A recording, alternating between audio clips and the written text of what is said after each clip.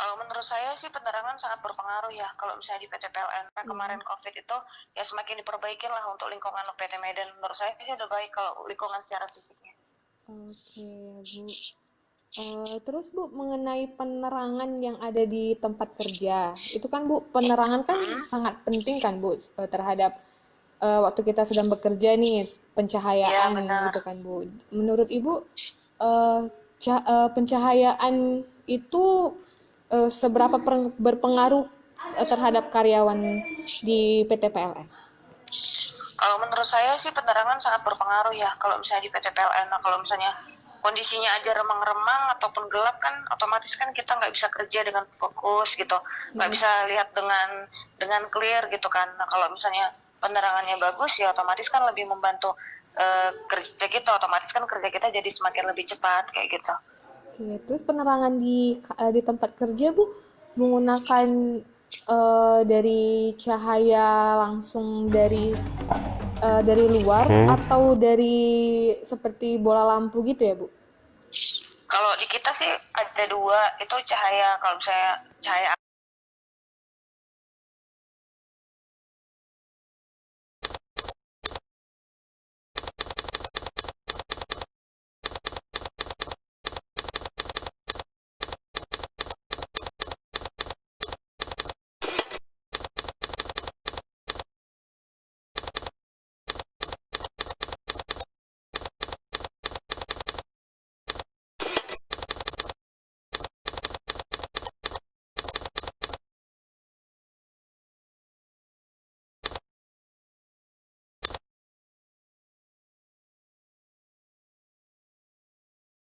zero.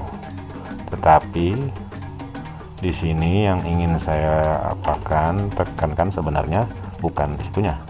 Saya ingin membuat bagaimana membuat daftar daftar pertanyaan buat interview. Nah, pertanyaan interview. Jadi di sini dia mau mewawancarai, dari penelitiannya hanya memperoleh data salah satunya melalui wawancara. Nah, karena dia judulnya lingkungan kerja, berarti yang harus dipatokinya adalah menurut teori. Jangan ada beberapa faktor yang mempengaruhi lingkungan kerja itu. Nah, dia harus ambil dari teori ini. Kita lihat apa saja katanya. Ya, kita harus tahu faktor yang mempengaruhi lingkungan kerja. Pertama, di sini ada penerangan. Nah, ada temperatur, kelembaban, sirkulasi udara, kebisingan, getaran, bau-bauan, tata warna. Nah, ini baru dekorasi, musik, keamanan. Nah, jadi 11 inilah yang akan jadi pertanyaan. Karena itulah yang lingkungan orang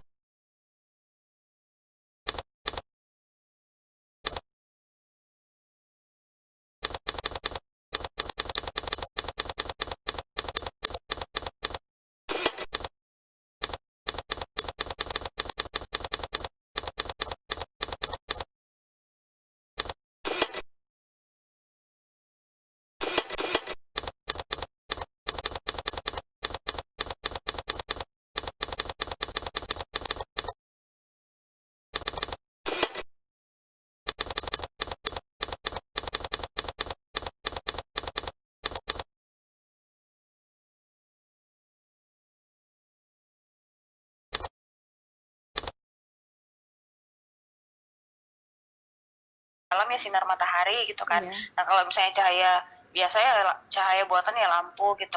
Nah itu dua-duanya digunakan sih. Kalau misalnya pagi itu biasanya ya dimatiin lampunya, lagian kan tirai ataupun jendelanya kan dibuka juga kayak gitu untuk sirkulasi yang lebih bagus juga sih sebenarnya. Oke. Berarti menggunakan keduanya ya, Bu ya? Iya benar, menggunakan keduanya. Biasanya sih kami kalau misalnya pagi atau siang kan tuh cerah tuh. Iya.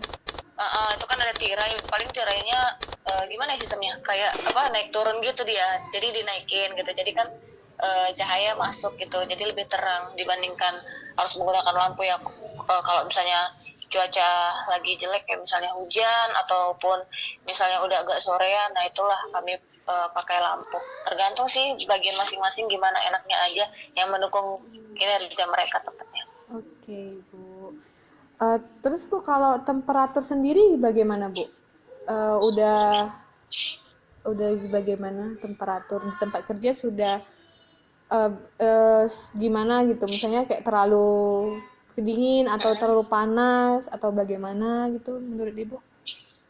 Kalau menurut saya sih untuk temperatur udah baik juga ya. Soalnya kan di masing-masing ruangan, di setiap bagian itu maupun di ruang rapat atau di ruang kerja atau di mana itu udah dilengkapin sama AC gitu. Jadi lebih nyaman lah, lebih fresh. Jadi suasananya pun lebih menyenangkan.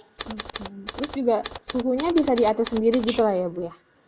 Iya benar. Jadi kami setiap ruangan itu biasanya kan dikasih remote AC tuh. Iya. Nah jadi tergantung kalau misalnya merasa kedinginan ya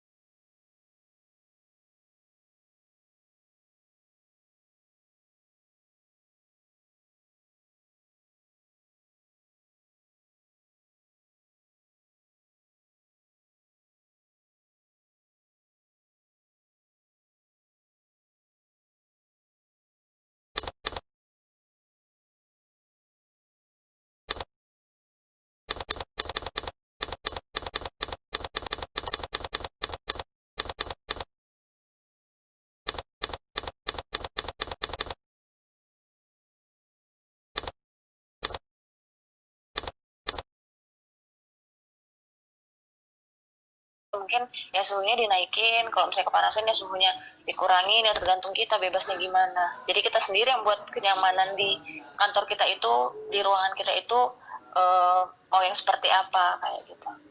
Oke. Nah, kalau temperatur kan Bu berarti ada kaitannya sama kelembaban kan Bu? Iya. Jadi menurut kalau kelembaban di tempat kerja di PLN itu seperti apa menurut Ibu?